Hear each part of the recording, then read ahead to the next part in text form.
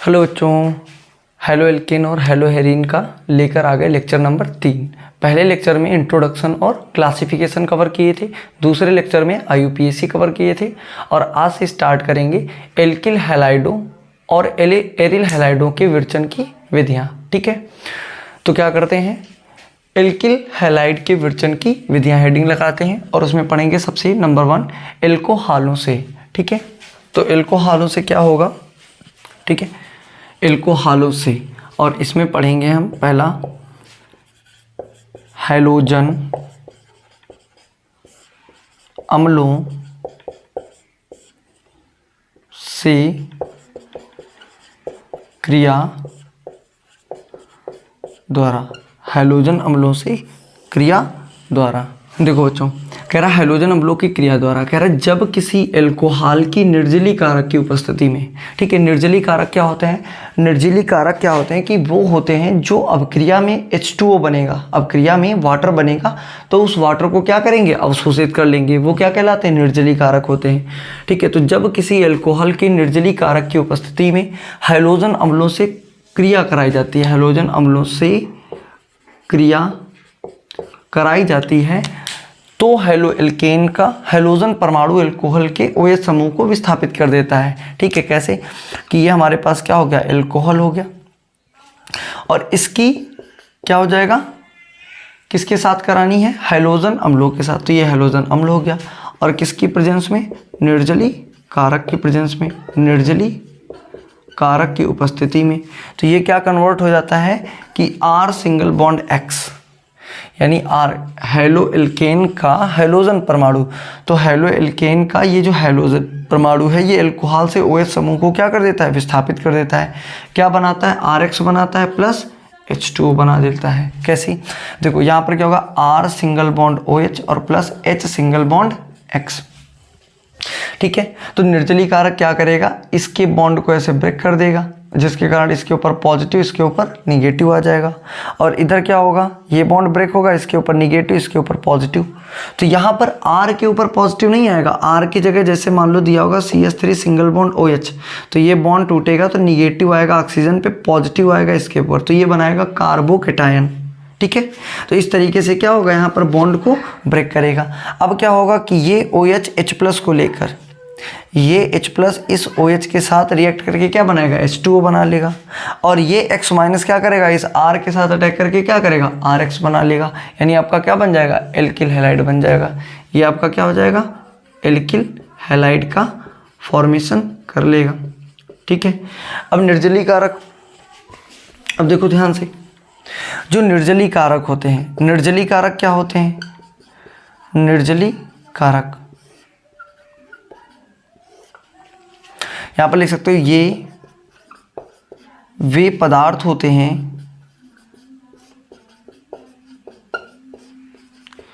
जो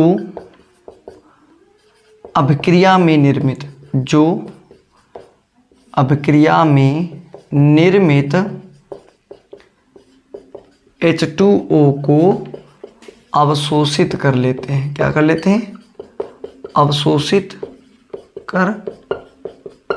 कर लेते हैं, यानी ये वे पदार्थ होते हैं जो अपक्रिया में निर्मित H2O को क्या करते हैं, अवशोषित कर लेते हैं। क्या कहलाते हैं, निर्जली कारक कहलाते हैं। ठीक है, अब देखो यहाँ पर क्या करेंगे, एक नोट पॉइंट बना लेंगे, नोट करके क्या बनाएंगे, हैलोजन अम्लों से, हैलोजन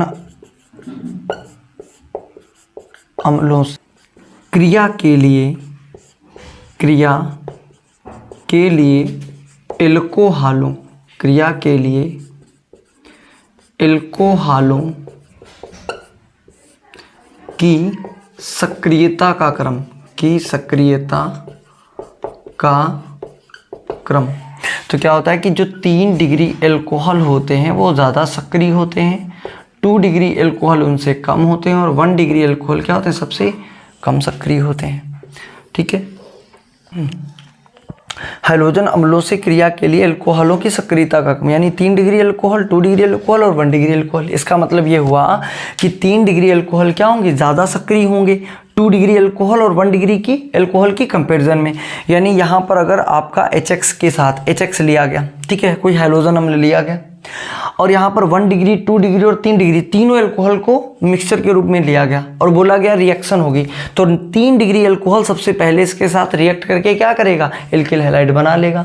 ठीक है, अगर 2 डिग्री और 1 डिग्री अल्कोहल लिया जाए HX के साथ रिएक्शन हो तो 2 डिग्री अल्कोहल इसके साथ रिएक्ट करके क्या करेगा, बना ले। क्यों? क्योंकि ये क्या है, ज़्यादा सक्रिय, और 3 डिग्री अल्कोहल क्या होता है, सबसे ज़्यादा सक्रिय होता है। इसलिए 3 डिग्री अल्कोहल के लिए कोई भी निर्जली कारक की आवश्यकता नहीं होती है। ठीक है, इसको नोट करो, फिर थोड़ा आगे देखो। तो थोड़ा सा यहाँ पर क्या देख लेंगे कि हैलोजन अम्लों की, अगर आपसे कहें कि हैलोजन अम्लों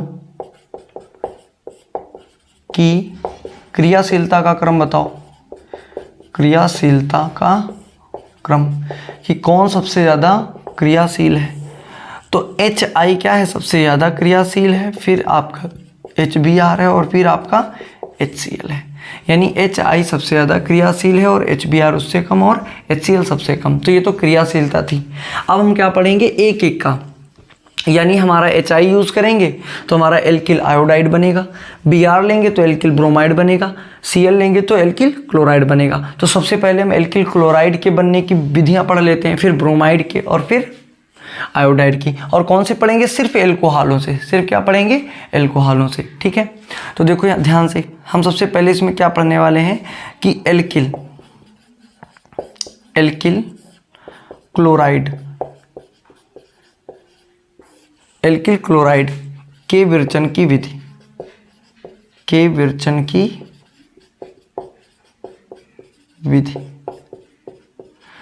और किसके द्वारा, एल्कोहलों की हेडिंग पढ़ी है, तो एल्कोहलों से कितनी प्रकार से, कितनी तरह से एल्किल क्लोराइड का विरचन किया जा सकता है। ठीक है, तो सबसे पहला देखो, तो सबसे पहला इसमें क्या कहता है कि जो 1 डिग्री एल्कोहल होते हैं, 1 डिग्री जो एल्कोहल होते हैं और जो 2 डिग्री एल्कोहल होता है, 1 डिग्री और 2 डिग्री जो एल्कोहल होते हैं कि HCl से अभिक्रिया में, HCl से अभिक्रिया में ZnCl2 उत्प्रेरक,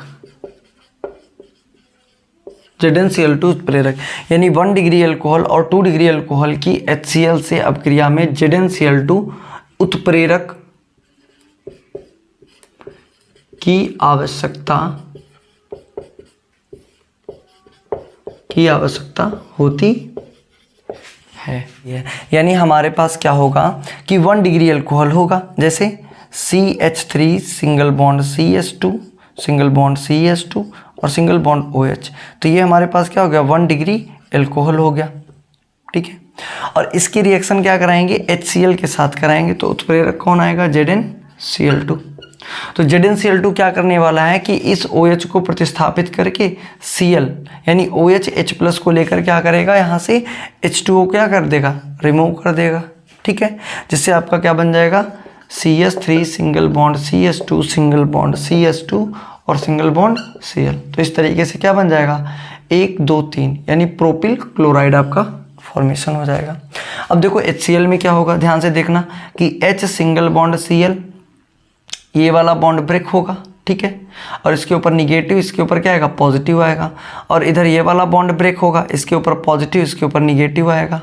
तो ये OH क्या करेगा, इस H+ को लेकर H2O बाहर करेगा और ये Cl- क्या करेगा, इस कार्बन पे अटैक कर देगा और इस तरीके से क्या हो जाएगा, फॉर्मेशन हो जाएगा। तो ये तुम्हारा 1 डिग्री एल्कोहल था और 1 डिग्री एल्कोहल से किसका फॉर्मेशन हो गया, 1 डिग्री एल्किल हैलाइड का, एल्किल क्लोराइड का, एल्किल क्लोराइड का क्या हो गया, फॉर्मेशन हो गया। इसी तरीके से देखो यहाँ पर क्या होगा, CH3 single bond CH single bond OH और इससे क्या लगाया, एक CH3 लगा दिया, सिंगल बॉन्ड CH3। तो ये हमारा क्या हो गया, 2 डिग्री एल्कोहल हो गया।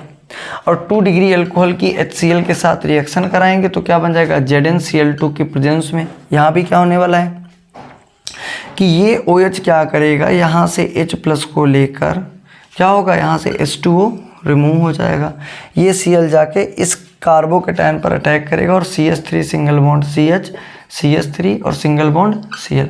तो यहाँ पर क्या होगा, 2 degree alkyl chloride, alkyl chloride का फॉर्मेशन हो जाएगा। ठीक है, तो ZnCl2 यहाँ पर काहे का काम कर रहा है, तो ZnCl2 निर्जली कारक और लुईस अम्ल, यानी ये तो लुईस अम्ल तो है ही, साथ में क्या कर रहा है, निर्जली कारक का भी काम कर रहा है और लुईस अम्ल का भी कार्य कर रहा है। कैसे तो यहाँ पर आप लिख सकते हो क्या कि जो ZnCl2 है, ZnCl2 ये यहाँ पर क्या कर रहा है कि एक निर्जली कारक का काम कर रहा है, निर्जली कारक का काम कर रहा है, कार्य कर रहा है। मतलब कि ये जो रिएक्शन हो रही थी HCl के साथ में, तो जो वाटर निकल रहा था इस पानी को क्या कर रहा है, ZnCl2 एब्जॉर्ब कर ले रहा है, अवशोषित कर ले रहा है। तो ZnCl2 क्या कर रहा है, निर्जली कारक का कार्य कर रहा है। ठीक है, और क्या कर रहा है, ये लुईस अम्ल का भी कार्य कर रहा है। ये क्या है, ये एक लुईस अम्ल है, क्या है, लुईस अम्ल है। अच्छा, लुईस अम्ल है तो ये क्या कर रहा है, देखो ये हमारे पास कार्बन है और ये हमारे पास ऑक्सीजन है, तो ये जो बॉन्ड बना है, ये बॉन्ड किसके बना है, C सिंगल बॉन्ड O के बीच, यानी कार्बन और ऑक्सीजन के बीच क्या बना है, बॉन्ड बना है। तो ये कार्बन और ऑक्सीजन के ये वाला जो बॉन्ड है, इस बॉन्ड के विदलन में, किसमें, विदलन में कार्य कर रहा है, विदलन में कार्य कर रहा है। अर्थात यह ऑक्सीजन के साथ क्रिया कर लेता है, क्रिया करके C सिंगल बॉन्ड O को क्या कर देता है, दुर्बल कर देता है, क्या कर देता है, दुर्बल कर देता है, जिससे C सिंगल बॉन्ड O आबंध का विदलन आसानी से हो जाता है। ठीक है, यानी जो ये ZnCl2 है, ये क्या कर रहा है, ये तो इसमें जो जल निकल रहा है उस जल को अवशोषित कर ले रहा है, और साथ में ये एक लुईस अम्ल है, और ये क्या करता है कि यहाँ पर एल्किल, यानी जो एल्कोहल होता है, एल्कोहल में कार्बन और ऑक्सीजन के बीच के जो बॉन्ड होता है, इसके विदलन में कार्य करता है। यानी कैसे करता है कि यह ऑक्सीजन से इस ऑक्सीजन के साथ, ये ZnCl2 इस ऑक्सीजन के साथ क्रिया करके CO को दुर्बल कर देता है, यानी C सिंगल बॉन्ड O, यानी इस बॉन्ड को क्या कर देता है, दुर्बल कर देता है, जिससे C सिंगल बॉन्ड, ये वाले बॉन्ड आबंध का क्या होता है, विदलन, यानी ये वाला बॉन्ड क्या होता है, आसानी से टूट जाता है। और जब ये बॉन्ड आसानी से टूट जाता है तो ऑक्सीजन क्या है, मोस्ट इलेक्ट्रोनिगेटिव है, ऑक्सीजन अपने ऊपर माइनस लेके और ये अपने ऊपर पॉजिटिव लेकर, और जैसे ही कार्बन के ऊपर पॉजिटिव आता है तो इसको क्या बोलते हैं, ये क्या करता है, कार्ब केटायन का क्या कर लेता है, के रूप में परिवर्तित हो जाता है, और इस कार्ब केटायन से जाके क्या Cl माइनस क्या करता है, अटैक कर देता है, जिससे क्या होता है, इधर 1 डिग्री एल्किल क्लोराइड का फॉर्मेशन हो जाता है, और इसी तरीके से 2 डिग्री एल्किल क्लोराइड का फॉर्मेशन हो जाता है। ZnCl2 क्यों यूज होता है, क्योंकि यहाँ पर 1 डिग्री और 2 डिग्री एल्कोहल जो होते हैं ये कम सक्रिय होते हैं, यानी इनकी क्रियाशीलता क्या होती है, कम होती है, इसलिए ये ZnCl2 इसको क्या कर देता है, सक्रिय कर देता है। ठीक है, नेक्स्ट देखो, 3 डिग्री एल्कोहल की क्रिया कमरे के ताप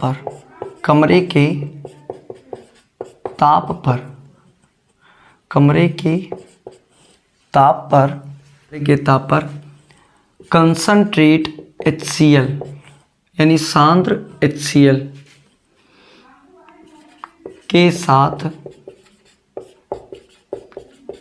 हिलाने पर संपन्न हो जाती है, यानी 3 डिग्री एल्कोहल जैसे CH3 single bond C single bond CH3 single bond CH3 और सिंगल बॉन्ड Cl और HCl के साथ रिएक्शन करा दो तो यहाँ पर कोई भी ZnCl2 यूज़ नहीं होगा। ZnCl2 क्यों नहीं यूज़ होगा? क्योंकि जो 3 डिग्री एल्कोहल है ये हमारा क्या है, बहुत ही अधिक सक्रिय होता है, ये बहुत ही ज़्यादा रिएक्टिव है। ये क्या करेगा, HCl के साथ रिएक्ट करके क्या करेगा, CH3 single bond C, CH3 और सिंगल बॉन्ड CH3 और Cl बना लेगा। और यहाँ से क्या रिमूव हो जाने वाला है, बोलो सॉरी, एल्कोहल, 3 डिग्री एल्कोहल। तो यहाँ से क्या होगा, ये OH यहाँ से H+ को लेकर यहाँ से क्या करेगा, वाटर को रिमूव करेगा और Cl इस तरीके से बन जाएगा, यानी 3 डिग्री एल्किल क्लोराइड का फॉर्मेशन हो जाएगा। ठीक है, तो ये तो तुम्हारी थी HCl के साथ रिएक्शन कराने पर हमारा क्या बन रहा था, एल्किल क्लोराइड बन रहा था। अब एल्किल क्लोराइड बनाने की और भी बहुत सारी विधियां हैं, तो सारी विधियों को देख लेते हैं। ठीक है, नेक्स्ट देखो कि जब R सिंगल बॉन्ड OH की SOCl2 के साथ, SOCl2 ये क्या होता है, थायोनिल क्लोराइड, थायोनिल क्लोराइड के साथ जब रिएक्शन कराई जाती है तो होता क्या है कि आपका R single bond Cl plus SO2 plus HCl, ठीक है, यानी ROH को जब थायोनिल क्लोराइड के साथ रिएक्ट कराई जाती है तो आपका क्या बनता है, एल्किल क्लोराइड बन जाता है। और SO2 गैस और HCl गैस क्या होती है, बाहर रिलीज होती है। और इस अपक्रिया को हम क्या बोलते हैं, ये कौन सी अपक्रिया होती है, डार्जन अपक्रिया। इसे क्या बोलते हैं, डार्जन अपक्रिया। यानी एल्कोहल की थायोनिल क्लोराइड के साथ रिएक्शन क्या कहलाती है, डार्जन अपक्रिया कहलाती है। ठीक है, तो इस डार्जन अपक्रिया से क्या होता है, हमारे एल्किल क्लोराइड का फॉर्मेशन हो जाता है। फिर नेक्स्ट देखो, अगर ROH एल्कोहल की PCl5 फास्फोरस हैलाइड के साथ रिएक्शन कराओगे तो आपका क्या बनेगा, R single bond Cl plus POCl3 plus आपका HCl बन जाएगा। इसको क्या बोलेंगे, phosphorus oxy chloride, phosphorus oxy chloride.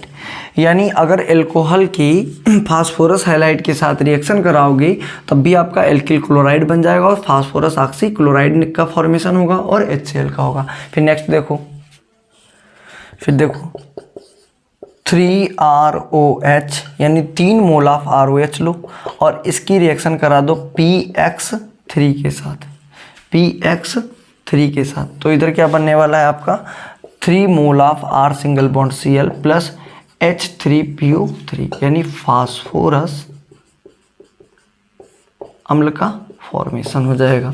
यानी जब एल्कोहल की फास्फोरस ट्राई हैलाइड के साथ, ये क्या था, पेंटा हैलाइड था, ट्राई हैलाइड के साथ रिएक्शन कराओगे तो 3 मोल ऑफ क्या बन जाएगा, RCl बन जाएगा और साथ में क्या बन जाएगा, H3PO3 बन जाएगा, यानी फास्फोरस अम्ल बन जाएगा। ठीक है, और जहाँ x बराबर, ये जो जहाँ x है, जो x बराबर होगा वो क्या, Cl कामा Br। यानी ये जो विधि है इसमें हम क्या कर सकते हैं, यहाँ पर अगर Cl लिया तो क्लोराइड बन जाएगा।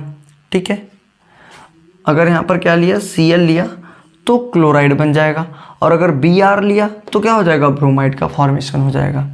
ठीक है, तो ये दोनों के लिए Cl और Br दोनों के लिए क्या है, रिएक्शन इंपॉर्टेंट है। ठीक है, अगर इसकी क्रियाविधि देखना है तो देखो ध्यान से क्या होगा कि X3 है तो P single bond X single bond X single bond X 3 लगे होंगे और यहाँ पर ROH है, RO single bond H, R single bond OH, R single bond OH होगा। ठीक है, ठीक है, अब देखो यहाँ पर क्या होगा, ये वाले बॉन्ड का विदलन होगा, इसके ऊपर पॉजिटिव इसके ऊपर निगेटिव आएगा। इस तरीके से इस बॉन्ड का विदलन होगा, निगेटिव पॉजिटिव आएगा, इस बॉन्ड का विदलन होगा, इसके ऊपर निगेटिव इसके ऊपर पॉजिटिव आएगा।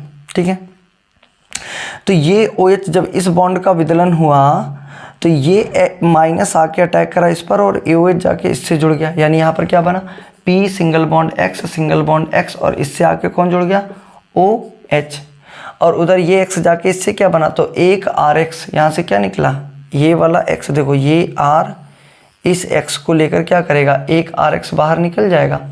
इसी तरीके से जब ये वाला बॉन्ड का विदलन होगा तो इसके ऊपर माइनस प्लस, तो ये वाला जब बॉन्ड हटेगा तो इससे एक और जुड़ जाएगा, उधर RX एक और फॉर्मेशन, फिर इस बॉन्ड का विदलन होगा तो इससे एक और OH जुड़ जाएगा आके, तो इस तरीके से क्या बन गया, H3PO3 का फॉर्मेशन हो गया फास्फोरस अम्ल का और 3 RX बन गए। ठीक है, फिर तो इस तरीके से इतनी विधियां थी जिससे हम क्या कर सकते थे, एल्किल क्लोराइड का फॉर्मेशन कर सकते थे। एक थी थायोनिल क्लोराइड यानी डार्जेन अपक्रिया थी, और 2 रिएक्शन ऊपर कर चुके हैं, यानी 1 degree alcohol 2 degree alcohol ZnCl2 के साथ रिएक्ट कराते हैं तो क्या बनता है, एल्किल क्लोराइड बन जाता है। और 3 डिग्री अल्कोहल के साथ कराते हैं निर्जली कारक की अनुपस्थिति में, तब भी हमारा क्या होता था, 3 डिग्री एल्किल हैलाइड बन जाता था। ठीक है, अब क्या होगा, फास्फोरस पेंटाक्लोराइड के साथ में कराया, ठीक है, तब भी हमारा एल्किल क्लोराइड बन जाएगा। या एल्कोहल होगी इसकी, क्या करो, फास्फोरस ट्राई हैलाइड के साथ रिएक्शन करा दो, तब भी हमारा क्या प्राप्त हो जाएगा, एल्किल क्लोराइड प्राप्त हो जाएगा। अब हम पढ़ेंगे एल्किल ब्रोमाइड के फॉर्मेशन की जो है विधियाँ। ठीक है, देखो अब पढ़ेंगे एल्किल ब्रोमाइड के विरचन की विधियाँ। तो एल्किल ब्रोमाइड के विरचन की विधियाँ के लिए एक तो सिंपल सी जो विधि है वही लिख लेते हैं कि ROH की अगर हम HBr के साथ रिएक्शन करा देंगे तो RBr प्लस क्या बन जाएगा, हमारा H2O का फॉर्मेशन हो जाएगा। एक तो ये नॉर्मल रिएक्शन है, इसमें क्या हो रहा है, ये OH का विदलन होगा, इस H के साथ मिलकर क्या होगा, वाटर रिमूव हो जाएगा और RBr बन जाएगा। फिर नेक्स्ट देखो कि ROH एल्कोहल की NaBr की प्रेजेंस में और H2SO4 की उपस्थिति में अगर रिएक्शन करा दें तो हमारा क्या होता है, R सिंगल बॉन्ड Br बन जाता है प्लस NaHSO4 बन जाता है प्लस हमारा क्या और क्या बाहर निकलने वाला होता है, H2O रिमूव हो जाता है। ये देखो रिएक्शन पॉसिबल कैसे होती है, तो ध्यान से देखना, इधर क्या होने वाला है कि R सिंगल बॉन्ड OH हो गया और इधर प्लस Na सिंगल बॉन्ड क्या हो गया, Br हो गया, और प्लस H2SO4 का अगर स्ट्रक्चर बनाए तो H single bond O single bond H single bond O single bond H और डबल बॉन्ड O और डबल बॉन्ड O। ठीक है, तो देखो ये सिंपल तरीके से बता रहे हैं, ठीक है, समझ में आने के लिए। तो देखो यहाँ पर ये वाला बॉन्ड टूटेगा, इसके ऊपर निगेटिव, इसके ऊपर पॉजिटिव, और इधर ये वाला बॉन्ड टूटेगा, इसके ऊपर निगेटिव और इसके ऊपर क्या हुआ, पॉजिटिव आ गया। अब देखो ध्यान से, इधर हमारा क्या बना, NaHSO4, तो यहाँ पर क्या होगा, इस ऑक्सीजन और हाइड्रोजन के बीच बॉन्ड टूटेगा, तो जब ये वाला बॉन्ड टूटेगा तो इसके ऊपर निगेटिव, इसके ऊपर क्या आएगा, पॉजिटिव आएगा। चाहे तो अभी ये वाला बॉन्ड रोक लो, अभी इसको हम क्या करते हैं, नहीं तोड़ते हैं, पहले इसको देख लेते हैं। ठीक है, तो जैसे ये H+O- टूटेगा तो ये OH क्या करेगा, इससे H+ को लेकर यहाँ से क्या करेगा, वाटर रिमूव हो जाएगा। तो ये देखो वाटर क्या हो गया, बाहर रिमूव हो गया। ठीक है, अब ये R- क्या इस पर अटैक करेगा, नहीं, तो क्या होता है, ये वाला बॉन्ड ब्रेक होता है, इसके ऊपर निगेटिव, इसके ऊपर क्या आता है, पॉजिटिव, तो ये R आके अटैक कर देता है इसके साथ, तो यहाँ पर क्या बन जाता है, R सिंगल बॉन्ड Br बन गया। अब ये Na क्या करेगा, Na अटैक कर देता है इसको, इस पर, इस ऑक्सीजन पर, तो देखो इस ऑक्सीजन से क्या होगा, सिंगल बॉन्ड करके Na लग गया, इधर हटा देते हैं, तो अब क्या बनने वाला है, देख लो, देखो NaHSO4, तो तुम्हारा क्या हो गया, Na और H और 1 2 3 4 SO4, तो इस तरीके से NaHSO4 का फॉर्मेशन हो जाता है। ठीक है, नेक्स्ट देखो, एक रिएक्शन वही लिख लेते हैं 3ROH की, जब हम क्या करते हैं, PX3 try phosphorus try halide के साथ कराते हैं तो 3 मोल ऑफ क्या बनते हैं, R सिंगल बॉन्ड X बन जाता है और प्लस क्या बन जाता है, H3PO3 फास्फोरस अम्ल का फॉर्मेशन हो जाता है। और जहां हम आपको लिखवाए थे X बराबर क्या होगा, Cl, Br, तो ये क्या है, एल्किल ब्रोमाइड के विरचन की भी विधि है, तो आप इससे एल्किल ब्रोमाइड भी बना सकते हो। ठीक है, नेक्स्ट देखो, अब देखो यहाँ पर क्या करोगे कि ROH यानी एल्कोहल की लाल फास्फोरस, यानी यहाँ पर फास्फोरस होगा कैसा, लाल फास्फोरस की X2 के प्रेजेंस में, यानी X2 के प्रेजेंस में हम क्या कर सकते हैं, R सिंगल बॉन्ड X बना सकते हैं। ठीक है, जहाँ X2 बराबर आप क्या यूज़ करोगे, Br2, I2, यानी इससे आप क्या कर सकते हो, एल्किल ब्रोमाइड और एल्किल आयोडाइड दोनों का फॉर्मेशन कर सकते हो। ठीक है, ये क्या है, लाल फास्फोरस के साथ रिएक्शन है। तो इतनी विधियां, यानी आपके पास 1 2 3 4, यानी ये 4 मेथड हैं एल्कोहल से क्या करने की, एल्किल ब्रोमाइड के फॉर्मेशन करने की। ठीक है, अब हम क्या पढ़ेंगे, एल्किल आयोडाइड के साथ में। ठीक है, नोट कर लो, देखो एल्किल आयोडाइड के विरचन की विधि, एल्कोहल से हम एल्किल आयोडाइड का फॉर्मेशन कैसे करेंगे। तो देखो इसके लिए क्या है, एक रिएक्शन बहुत ही इंपॉर्टेंट है कि कोई भी ROH हो, एल्कोहल हो, और इसकी वही कोई भी एल्कोहल हो और इसकी फास्फोरस, कौन से, लाल फास्फोरस के साथ और X2 के प्रेजेंस में करा देंगे, जहाँ X आपका क्या होगा, Br2 कामा I2 होगा, ठीक है। तो जिससे हमारा क्या फॉर्मेशन हो जाएगा, R सिंगल बॉन्ड X का फॉर्मेशन हो जाएगा। यानी अगर हमें यहाँ पर एल्किल आयोडाइड का फॉर्मेशन करना है तो हम क्या करेंगे, I2 को यूज़ कर लेंगे, यहाँ पर I2 यूज़ कर लेंगे, तो हमारा क्या होगा, RI एल्किल आयोडाइड का क्या हो जाएगा, फॉर्मेशन हो जाएगा। ठीक है बच्चों, इस तरीके से हम क्या करें, एल्किल क्लोराइड, एल्किल ब्रोमाइड और एल्किल आयोडाइड का एल्कोहलों से क्या करें, विरचन की विधियां पढ़ ली हैं। अब नेक्स्ट वीडियो में हम क्या पढ़ेंगे, हाइड्रोकार्बन से alkyl bromide, alkyl iodide, alkyl chloride, इनका कैसे फॉर्मेशन होता है। और क्या पढ़ेंगे, मार्कोनिकॉफ का नियम पढ़ेंगे, एंटी मार्कोनिकॉफ का नियम जिसे हम खैरस प्रभाव बोलते हैं, और फिंकेलस्टाइन अपक्रिया पढ़ेंगे। ठीक है बच्चों, थैंक यू।